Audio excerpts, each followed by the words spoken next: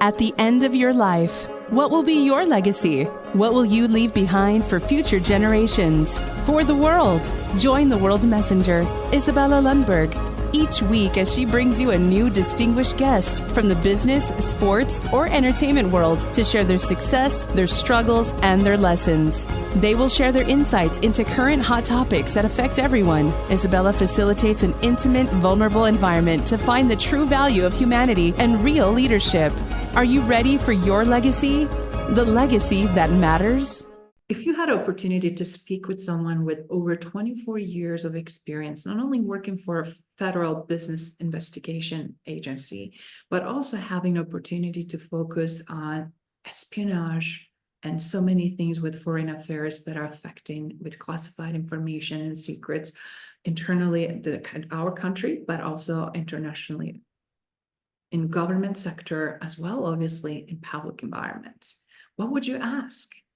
If we also had a chance to look at for someone who was spy and had an opportunity to establish herself in operation in Silicon Valley and deal with some really most intricate issues and challenges and still navigate them successfully, what would you ask her? Guess what? I am super thrilled to invite you for another epic episode here on the Legacy Leader Show. And I cannot wait for us to deep dive with today's guest. Not only she is obviously coming for 24 years of experience working as an agent, but she also brings plethora of knowledge as a facilitator, trainer, speaker, published author of 2 amazing books, and so much more. Without further ado, let me introduce you to today's guest, LaRae Quy. Hello, LaRae. Oh, thank you so much, Isabella. Thank you for having me as your guest. It's absolute honor and pleasure, and I'm super thrilled. Actually, this is your second time that we're having you on the Legacy Leader Show, and I cannot wait to unleash some of these really powerful current events that we're seeing that are happening in our country, how, from the leadership perspective, how they're having implications on public and private sector, but also specifically leaders and specifically female leaders. Oh, absolutely. You and I both write for Forbes, and I can't even count the number of times I've seen articles come up or questions come up about how to find the right job and what to do to find the right job. But I find that most of the advice out there is just backwards, because they'll say, the advice by experts will be, tune in or zone in on the values of the company, right? And make sure that you understand their mission statement and their purpose and all of that. But really, that should come at the end. What really needs to come first is for people to understand their own values. Because so often, what are you trying to do? Fit something round into a square hole? Maybe those aren't your values. The company could be a fine company, but in our quest to just get a job, I guess, or, we all know of people who graduate from college and they get a job and they are young and they're energetic and smart. So, and they see people ahead of them who had been there longer and they just start nipping at their heels, right? And they pretty soon they run over those older folks or those that have been there for a while because they're ambitious, right? But something happens somewhere, usually around 40s or even 50s or even earlier, where you just sit there and you say, why am I doing this? I don't even like what I'm doing. And that's why a lot of people, suddenly they're the ones getting run over by the newer people on the block. And it's because they haven't really tied their values to the values of the company or what they're doing. So I really feel that that is the first place for people to start, understanding your own values, and then seeking a position in a corporation or company that supports those values. That is such an excellent perspective, because that struggle will be so much more diminished when you know when you're self-aware of who you are and what matters to you, where your strengths are, where your weaknesses and opportunity for growth and improvement. And with your tremendous career, with all the things you've been accomplished, we didn't even touch the surface, obviously, where you've been, where you appeared, series of FBI career paths that you had exposure to, even media and conversations with some major platforms, and sharing your opinions with opportunities for others to really understand, to grasp, right? It's like when you know self, now you're part of the environment, and now you know how to apply yourself and reach the tremendous goals and objectives. So do you mind sharing now a little bit about that? Because you are a perfect role model, what that looks like. And your achievements are exponential. Obviously, being able to speak on ABC News and contributing to interviewing for Wall Street Journal and New York Times and Good Morning America, and etc. Obviously, your thought process and thought leadership not only tremendously helped during your tenure with federal business investigation, but also for other corporations. Well, I was an FBI agent for 24 years, and all of that time, most of it, the first 20 years, I spent working counterintelligence and espionage. So that position required me to develop the self-awareness in myself and emotional intelligence, where I could go out and speak to just about anybody. And my job was to develop trust, was to develop a relationship. Now, we were on different sides of the fence. I mean, I'm talking to foreign spies in the United States to steal classified or proprietary information. So I actually had a target of one of my investigations.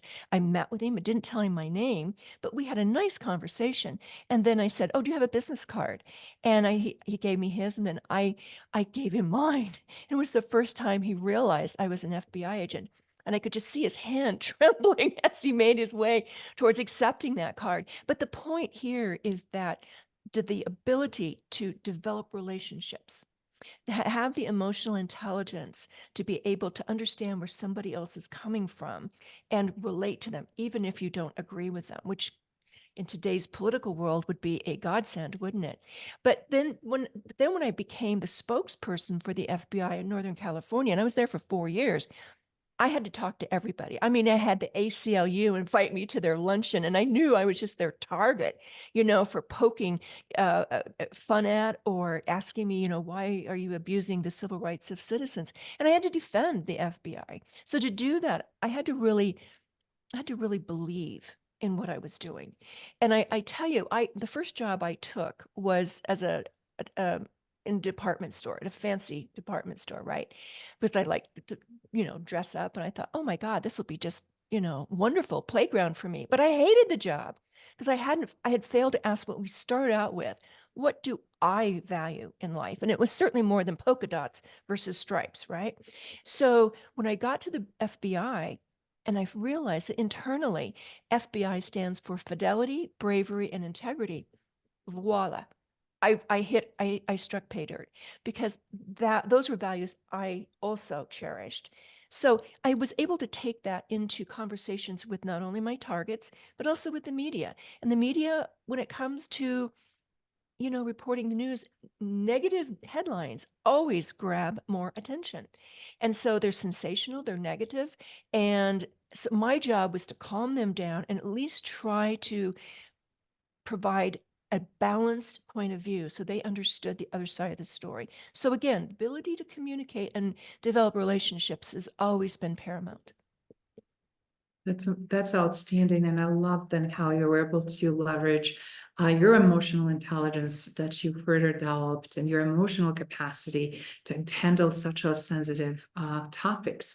And right now, as you mentioned, we're seeing a lot of polarities and a lot of conflicts, and that resonates and reflects not only in political arena but also in business arena, right? We see things, how certain behaviors are being right now shown amongst the leader that are considered to be leaders based on their titles and authority, but not necessarily leadership skill set. So I'm sure you have a strong opinion about what you see that is missing and where some of the opportunities are. Do you mind sharing a little bit about that? Well, that's a great question, Isabella. I tell you, when the rubber meets the road, in my situation, what I've always relied on is authenticity. So I may not agree with somebody, or I may have an opposing opinion, and it happens in all aspects of our life, and business included, where you need to understand where like we talked about, where the other person is coming from. But if I can be authentic, that is something you can't fake. And I know fake it till you make it. That's kind of a popular term right now. And perhaps you can to some degree. But at some point, you can't fool all the people all the time. And I've had some really hairy experiences working undercover where I was working against gangs and extortionists and murderers, and they questioned, they saw it wasn't me so much, it was the guy I was with, right? I was supposed to be the arm charm in this undercover barbecue. But the thing is, they cornered me and they isolated me, and I knew I was in deep trouble.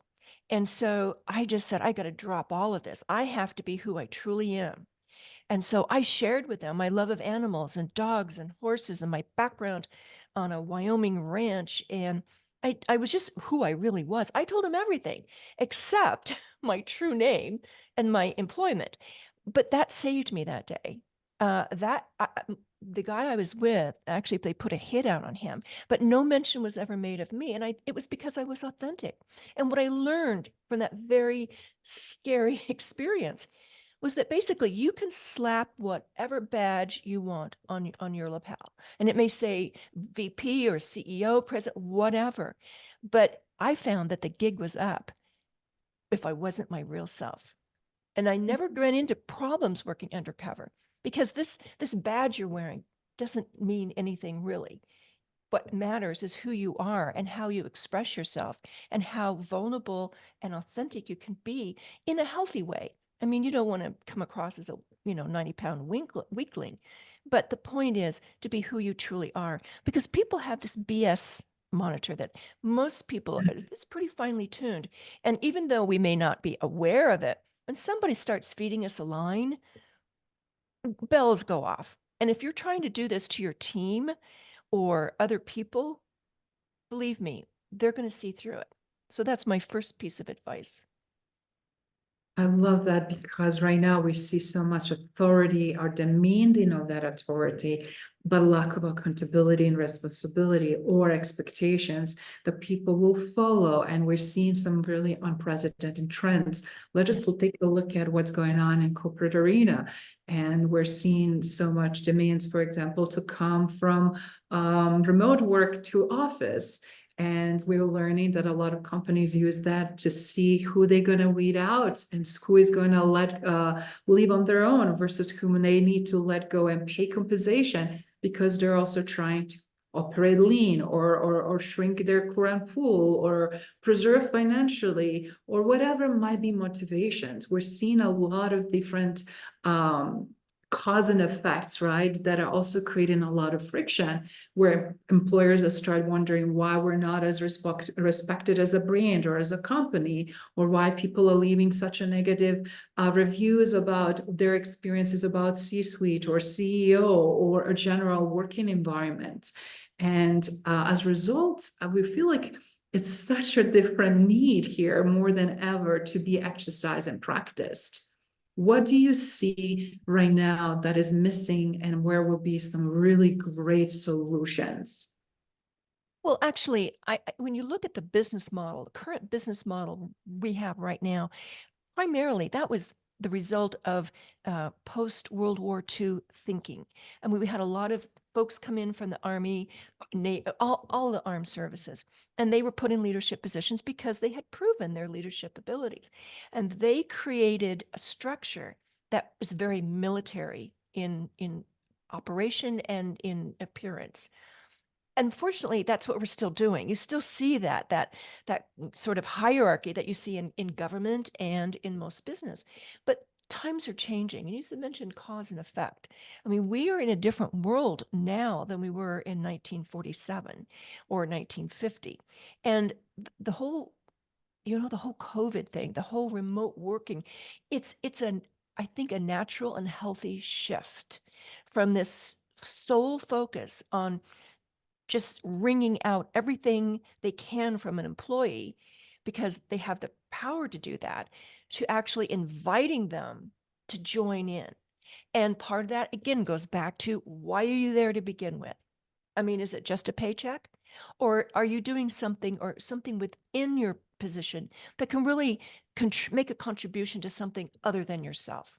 And really, when it comes down to it, at the end of the day, most people, if they want to stay motivated, you want your employees to be motivated, you want to stay motivated, you have to understand that it's more than just about you, that you are making a contribution in some larger sense. It may not change the world, and that's not important. If you're a checkout clerk at a grocery store, maybe your day is just making a client feel good about themselves. If you're the CEO, your goal may be something a wee bit different. But the point is, you really, as a leader, and in corporations, if we want to bring people along, we have to do just that, bring them along. So it's developing, again, relationships, it's setting clear boundaries, and it's mentoring, especially when it comes to women. I would love to see more realistic expectations of mentoring, because I'll tell you, in the FBI, I didn't have a mentor. There wasn't even a female on my squad. Are you kidding? And if one of these guys were told that, I was they were my mentor, I mean, they'd laugh in my face and run. And so you have to evaluate. Re-environment is different. And for me, I just had to find and identify those agents who were doing an amazing job, who were successful. They never knew that they were my mentor, but I copied them. I watched them. I imitated, because I knew they had the sauce, the secret sauce. And so mentorship can take a lot of different forms. And I don't think women need to decry the fact that, there's no official mentorship program for them. There can be formal ones and there can be informal ones. So, but it applies to men as well. I mean, I wasn't the only one marginalized on those squads. It was anybody who was seen as less competent or not a go-getter. So, I mean, we all fit into that category. And some of that responsibility is on the employee and some is on management, to allow people to discover where they fit in and how they can fit in better. Mm. Wow, that is so eye-opening. I'm sure that everybody watching and listening can relate to that. And I love what you said. We have to know what's responsibility, our own individual contribution, what is on us, how do we show up in that working environment, which is so eye-opening right now for everybody. It's like, are you keeping up with technology? Are you nimble? Are you willing to be, again, trained, mentored, but also to change, right? Are you resisting that? And on the other hand, how is the employer showing up, and are they creating ongoing professional development, which we know that is the least what they do. And that's where they're completely consistently, we're seeing statistics skewing on, which is such again, a big, huge issue. And as a result, we're seeing evidence of it, right? Absolutely. And when you said something that sparked a thought in me, because I was just reading that some recent studies have shown that the hybrid situation work environment works really well. They estimate that current research shows that 3 days showing up in the office is optimal, and the other is remote. And again, it's creating a new way of working in the workplace, because you want your people to be motivated. But you pointed out something very important, and that was ongoing training, ongoing learning, because so often we've heard it before, the Peter principle. You're promoted to the point of incompetence. And unfortunately, there's a lot of truth in that. We all need continual training and to keep ourselves sharp. I mean, we can get dull. We're in a situation, we understand it, we feel comfortable, and we stop encouraging ourselves or prompting ourselves to learn more. We think we know it all already. What more is there to learn? There's always more to learn. And I think you hit it right on the head, Isabella, something that's really lacking right now in business. And with that in mind, obviously you being a adjunct professor, you've been teaching and graduate students, you've been also contributing what you learn, speaking of the learning, right? And being not only phenomenal mentor, phenomenal colleague and friend, but also obviously opportunity to really impact positively future generations.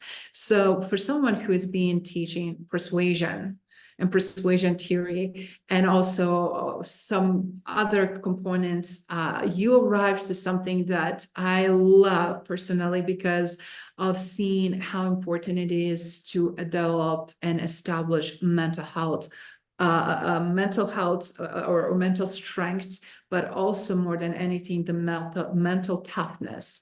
So do you mind sharing, how did you arrive? What did you learn? And what did you saw as a gaps and how did you solve them?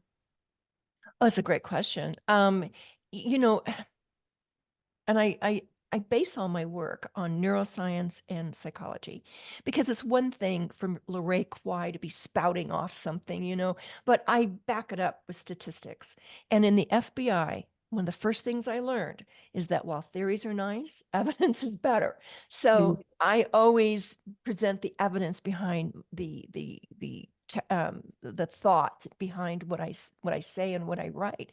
And it's interesting because research has shown there's really that the difference between regular and people and ultra successful people is that they are the ultra successful. It's not that they thrive so much under pressure. It's because they're better able to mitigate its negative effects.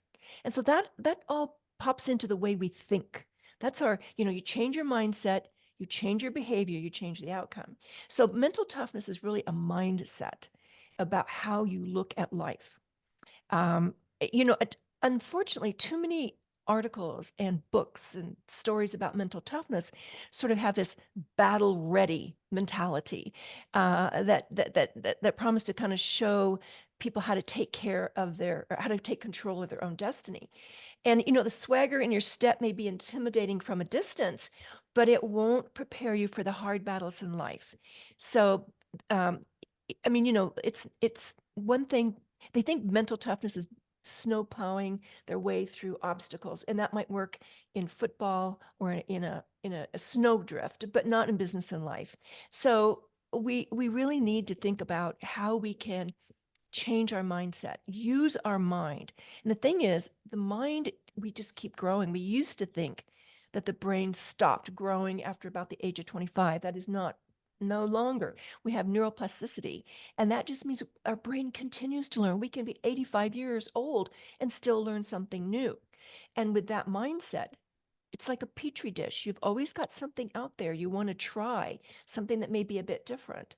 And that's so when I say, when you're mentally tough, you can accurately identify the emotions you feel, both good and bad. Because if you try to deny everything that's negative, you're going to miss out on some very important input. Because the brain's, our first reaction is always emotional. And that's just the way our brain is wired. And it's because it's to keep us safe. If you feel something that's negative, you're going to pay more attention to it. It's why newspapers always hit on negative stories or negative headlines. So trying to combat that as a spokesperson was tough. But persistence, just keeping at it and keeping your emotions under control is huge. So I would just say, for mental toughness, really, one of the most important things to remember is that you can control your mindset. If you have control over your mindset, which means you have to have control over your emotions, because those negative emotions will run all over you if you're not careful when you're faced with adversity or a setback. Which again brings that connection to emotional intelligence, right? And also level of emotional capacity to handle now more than ever plethora of complexities, when we for first time really truly see multiple and at least 5 to 10 different high priorities that we have to then deprioritize and then understand how they're playing out because of complexities that we're seeing in working environment and economy, as well as structure, right? That is, as you mentioned earlier, being built on something that needs to change, needs to improve, because we need innovative solutions from individual contributors all the way to team dynamics and organizations, and as well, obviously, as a nation's outcomes regards to where we are headed and what we're trying to achieve. That is also something that obviously you had a chance to experience and firsthand apply in C-suite, which both of us played quite a bit of time, and specifically comes to coaching of leaders and understanding direction, that vision, the mission, and how that's going to be executed upon. I'm curious, when we look at through this right now, LaRae, where do you see things going? Because I know that obviously old container, it's not anymore suitable, right? It's killing that great innovation, an opportunity to really see what's possible on individual level as well on collective. I'm curious, where do you think things are headed, and how this can really build and remove those obstacles that we're talking about? You know, when people ask me a question like that, I always say self-awareness is the first place to start, because until you understand where those roadblocks are in your life and in your thinking, and I just find so many times people are their own worst enemies because they just don't have the confidence in themselves, or they're afraid that if they admit they need training or they need to upgrade their thinking, that it is weakness. And they need to feel, or they feel that they need to present this aura of invincibility and strength and knowledge. And so that is correct. And in C-suites, your image is very important. So I'm not denigrating that at all. But to marry that with an understanding that we could all be better people, we all can be resilient. And it's interesting when you think about what resilience really is, and this, I think, falls into what you're asking, because people need to understand how they can help themselves and their people do a better job, and do it in a way that's going to not just fall into the same old rut. And I always say the difference between a rut and a coffin are the dimensions. So you stick in that rut long enough, that's just where you're going to stay. But I like to encourage people to, um, uh, find different ways of doing things. And if you look into resilience itself, there's like 4 major components to resilience. And one is being a positive thinker. And that's not being an optimist, because an optimist believes things will work out in the end. A positive thinker doesn't necessarily believe that, but they know that they believe that they can prevail in their circumstances, even if their circumstances don't change. So that's the thing about being a positive thinker.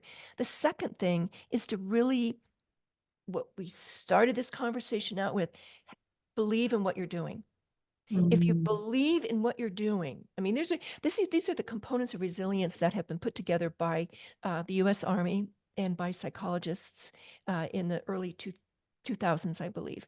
But you have to believe in what you're doing. So this isn't just LaRae speaking. This is embedded in research. Again, do your values, coincide with the values of your company or what you're doing? The third thing is having a support group. It can be family, but family is a movable feast in this day and age. So it's people who relate to you, who understand you, your tribe, so to speak. And I know tribes can be controversial because it's, you're excluding others, but you need that group of people who get you and understand you. And the fourth component is some sort of spiritual practice. It doesn't mean religion or going to church or mosque or synagogue. What it means is believing in something that's bigger and better and bolder than yourself, that you are not your own God.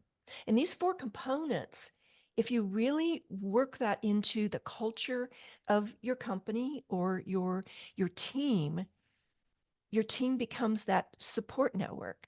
You can hash out, what is it that I really value here? What is it that I'm willing to keep moving no matter what? I have the determination to keep going on. And just the fact that there are there's a lot of ways to experience something outside of yourself in the spiritual realm. And those four components really are the starting points for building resilience with your team or your company. Hmm. Wow. Again, another great golden gem here for everyone watching and listening, because obviously it just shows that trajectory, how that builds, right? And how that mental toughness look like and progression of it, as well as I love this distinction you mentioned around being optimist versus being positive. It's so game changing. And I have to say, it's perfect timing for me to hear this again, because I always felt like I'm very optimistic and always think that everything will be great. And at the end, and just optimism that things will change, right? But also being positive and having that perseverance when we really do reach that maximum of our emotional capacity. We also need to have a tools, skills, and knowledge what to do in those times. And I know that a lot of people are not being trained, even in military to some extent, let alone in a regular arena. And that's why we're seeing things that are not working out, either related to relationships or marriages or partnerships, and business acumen that really could teach us, help us, because we're ashamed to share how we're going to be perceived, how things are going to be looked at. And as a result, I see much more suffering and much more pain that really does affect and creates unhealthy dynamics between those who are in charge and those ones who are led. Absolutely. And you just said something, I mean, really important, because you were talking about relationships. Let's just start with that. And I'm just a positive thinker. I'm not an optimist. There's nothing wrong with optimism. It's good. But, and I'm actually, but it can become toxic when you refuse to look at the facts as they really are. And that's where a good healthy dose of negative thinking is not a bad thing. And I will tell you that I don't know of any FBI arrest that started out thinking, oh, everything will go just fine. No, in fact, what we did is we sat there and thought, okay, what is the worst that can happen? I mean, what the negative thinking, you brought it in because it helped you be more realistic. Didn't mean you dwelt on it, but you prepared for it so that when something didn't go as you anticipated, you're not left flat-footed. Because isn't that the real problem when you don't look at problems realistically? Going back to relationships, you think you've met, the perfect partner, and but it just helps to kind of be realistic about it. This person's not perfect, and how do you reconcile that? The job may not be perfect, and you need to understand where it's not your ideal job, but where does it? Then you go back to the positive thinking part of it, or whatever it happens to be, whether it be a new job or moving to a new location. So in a way, it's I think it's very important to understand the positive effect of negative thinking. It can just help you balance and keep your sights on a realistic outcome, so that when something happens that you're not expecting, normally you're not, you'll be able to respond with some alacrity. Mm. That is excellent point, and I can't agree more. Specifically, as we getting more wise and more mature and more experienced, because sometimes, again, no matter how much we know, the experience is one to bring all this together. And if we also don't take a time to pause and reflect and really assess, and I love when you bring in again from FBI or knowledge, but also crucial components that attributed to your success. And then how this can be applied in our individual and also professional world. Obviously, you have created this amazing tool to really can assess how someone's mental toughness is, where they're at and where their opportunities are for improvement, as well also how to overcome these life obstacles and find that inner strength and continue to build on, which I feel like right now more than ever, we need to be more mentally tough. And we're seeing proofs over and over that a lot of generational shifts and expectations are not suitable for current environments, because what we saw that happened during COVID, even just with restrictions of lack of movement or 6 feet distance or less travel, any regulation, just or even following just the law and regulations. So do you mind shedding some light around how do then someone can build that inner strength and really I know you published phenomenal book as your second book around that. And for everyone, we'll definitely make sure that you guys get a chance to see and where you can get them. But more than anything is how is really this beautifully interconnected with everything that we need in order to be the best versions of ourselves. Oh, absolutely, Isabella. And the thing is, it infuses all parts of our life, not just business, but personal relationships, our relationship with ourselves.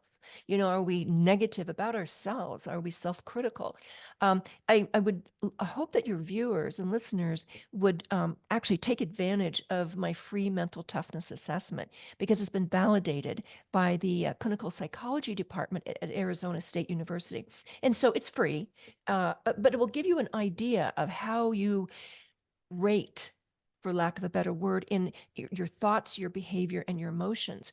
And again, it begins with self-awareness, and we really can't move the rock unless we understand ourselves well enough to know where those thinking blocks are. And we all have them. I mean, it's not like it means you're a bad person or anything, but self-awareness, just understanding why you respond the way you do. And if you respond in a way that's positive and moves you further down the road, that's wonderful.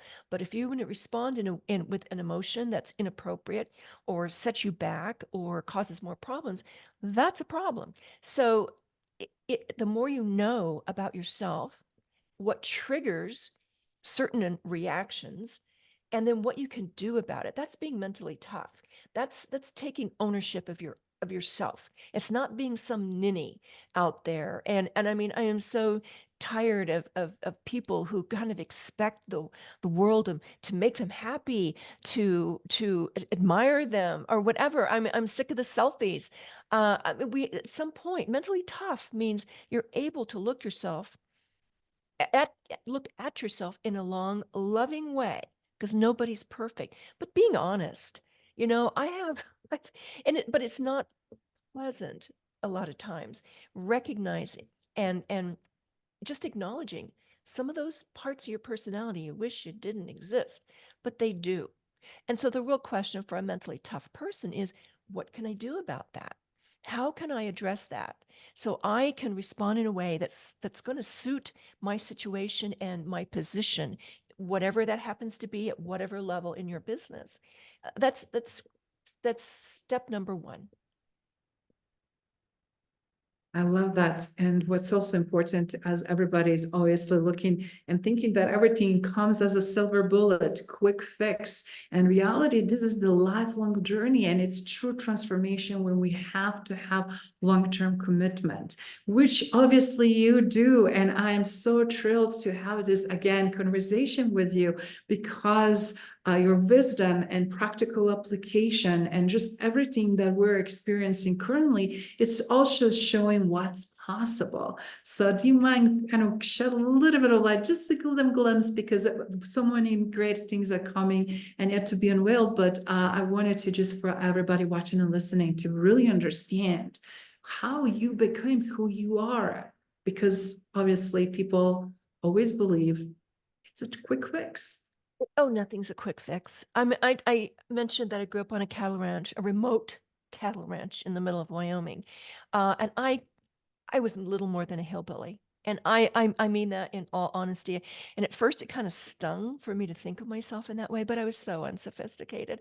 And I mean, it was just one of those things where I just didn't fit in. I mean, so my little high school, I didn't even fit in there. There was like 70 kids in my class. You know what I mean? It was tough. And so then I went to college, and it was tough because, again, a long process of just smoothing out those rough edges. And there were so many on so many different levels. But it was just the persistence. It was the determination. It was somehow I believed in myself that I could pull myself out of that situation and out of that personality, I guess. Um, and it took a lot of hard knocks in my first job as a buyer at a department store. It was a bad fit. And anytime you're in a situation or a job where it's a bad fit, your ego takes a few knocks. You take a few knocks. I mean, it's not pleasant. But I learned how to get on a horse when I was like 6 years old by just grabbing and pulling and eventually getting myself into that saddle. And so I guess that would be the best analogy I could use is I just learned early that I wasn't going to just fly into that saddle. I was going to have to earn my way into it. And once I got on the horse, I had to earn the respect of the horse because they weren't going to do what I wanted them to do, just to be, friendly. So, I mean, I just had to learn to take responsibility for myself. And not everybody does that. And I guess that what kind of bothers me about today's culture. Parents are buying their kids, they're buying their way out of problems. They're trying to buy out adversity that hits them. The whole the whole thing about getting a blue ribbon for just showing up. But I mean, unless you join a religious cult or you live with mommy and daddy the rest of your life, you're going to find that life is going to present problems. And I always say, life is hard. Pain is inevitable. Growth, though, is optional. So having that mindset, because when you come back to what mental toughness is and how we can keep moving, it's your mindset. That's something you are totally in control of. Mm. That is priceless lesson for everyone, because we know how much we keep thinking, I can't control this, and this, but guess what? We always have control how we behave, how we think, and how we act. Exactly. Exactly. And with closing, obviously, as I'm seeing here, evidence of your amazing work and contribution also to different articles and publication, obviously, right now with the Forbes and others magazines that you had chance to share. I always love how you're thoughtful, how you thoughtfully address issues and very complex subjects, right? So obviously you carved a tremendous legacy for yourself. And I love that you also are very keenly aware of current issues around also leadership and women in leadership, or lack of that. And obviously, first of all, I want to kudos you for taking on that big task as well. But I'm curious, with everything now that you're doing in this chapter of your life, what would you like your legacy to be known for, beside obviously what you already achieved? Wow, what a wonderful question. I hadn't thought about that, to be truthful, but I think for myself, as I'm processing that question, for people to be confident in themselves, to believe in themselves. Nobody, is rolls out perfect. Nobody. And we're going to die being imperfect people. But it's that journey. It's that journey. If there isn't a journey of growth and contribution, and I think probably one thing I have learned and I've read and studied is that if you truly want to live a fulfilled life, it has to be about more than just you. I mean, we've heard a lot about follow your passion, follow your passion. And I get really sick of that because passion is what the world can give to you. Instead, ask the deeper question, what is my purpose? Because that question is, what can I give to the world? Very different response. So if there's anything that I would hope would be a legacy, is to remind people of that it's not about you. And studies have shown that those people who are in their 80s or, on their deathbed, 90s, 100, whatever, whenever they're on their deathbed, it's always like, what was most important to you is always the relationships through their life. And that is what sustained them. So I guess that would be my hope for a legacy. Fantastic. And in closing, LaRae, where they can find some of your amazing books and work that you do, and how is the best way for the for audience to connect and reach out? Thank you for that question. And you know what? I would love to have your listeners and viewers connect with me on LinkedIn. It's just LaRae Quy. Just put in my name. It's there. I'd love to connect there. On Facebook, I have a Facebook page. It's called the Mental Toughness Center. And I write for Forbes, and I write for Smart Brief and some other online leadership magazines. So I'd love to see you there. And I can pick up my book. Just go to Amazon and pick up Secrets of a Strong Mind, which is the same name as my online training program. So it's sort of easy to remember. Thank you for listening to Legacy Leader Show. If you enjoyed the content and had a positive experience, then please leave us a positive rating. In addition, leave us a positive review whenever you are listening on whatever platform there might be. Make sure your friends and family also know about the benefit and value that we provide and what we have to offer. Cheers.